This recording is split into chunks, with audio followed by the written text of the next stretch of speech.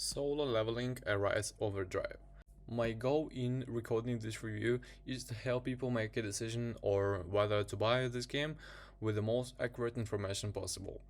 There is far too much inaccurate information in the reviews that I've read, and I feel this game is being misrepresented for better or worse.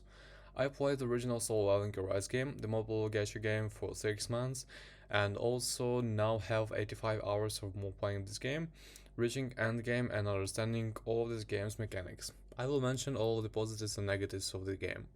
So first off, like a lot of people have mentioned, this game does reuse a lot of assets from the Solo Leveling Arise, the free mobile game. Roughly 85% of the assets of the game stem and are upgraded from the game roughly.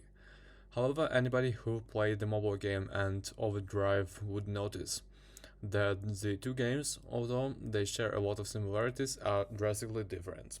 First, let's start off the mobile game. I already created another account and played from the scratch 3 weeks ago, and let me tell you, the experience was beyond awful. That game is a gacha filled with a million of microtransactions.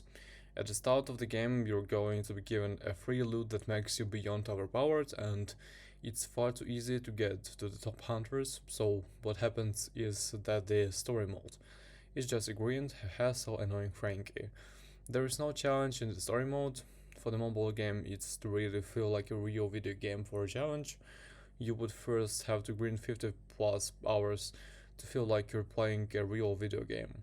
Now let's go to the Overdrive. There is no pay to win gacha again, and you can die right at the beginning, especially if you've never played Rise before the Souls-like games. The game gets progressively harder and far more difficult and challenging, to the point that even the veteran players or even pros from Rise can die. One of my fears is playing the game was that I would be far too easy for me, as I consider myself to be a top level player in the Rise once, but it wasn't. Now for a lot of points, positive and negative. The first, the mobs are the boss moves. If you play the Rise, you'll be familiar with about 95% of all mobs and boss moves. Changes in that regard haven't had that much improvement. The next one is the range of the skills, abilities, and the way you press the buttons in Overdrive are much more dynamic, situational, and skillful than in Arise. The learning and skill curve is far higher. I would say that the mechanical satisfaction and complexion is about 85% of the Elden Rings, to give you a reference. The next one, there is quite of bugs, but as for bugs that really affect your gameplay, there are a few minor but overcomable bugs. Any game has bugs in the beginning, and the devs communicated that they would be fixed as soon as possible.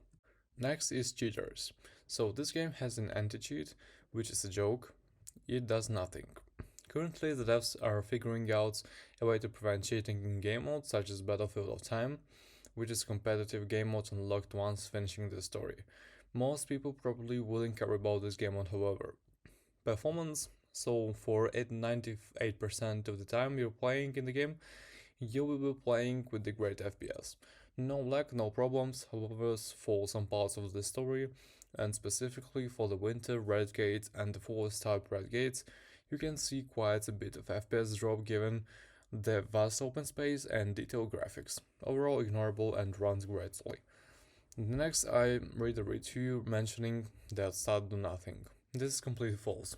You need to pay attention to how something scales. For example, if a skill, weapon, or QTA skill scales of 3 attributes, pay attention to how much they scale of each attribute.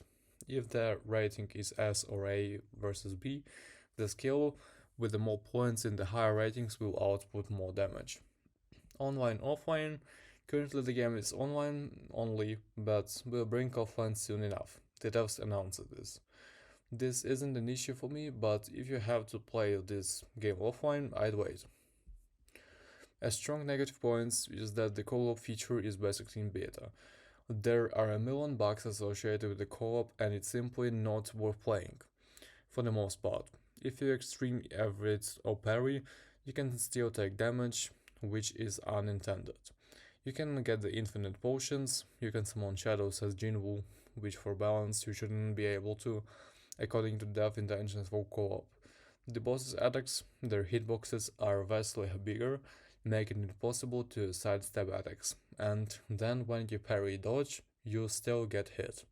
I don't recommend this game for co-op at all. Overall, I'll make this very simple. If you fit this criteria, buy the game and play it. If you're a solo leveling fan, and the next one, if you enjoy Souls-like and action RPGs, and preferably watch some gameplay, then yes, I'd buy this game.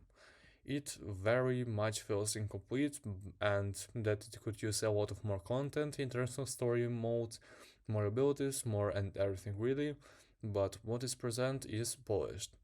I wouldn't buy this game if you're a bit of a gacha game from the rise and want to leave a negative review with less than 2 hours of gameplay, so you can get your refund and try to lower this game's chances of thrilling.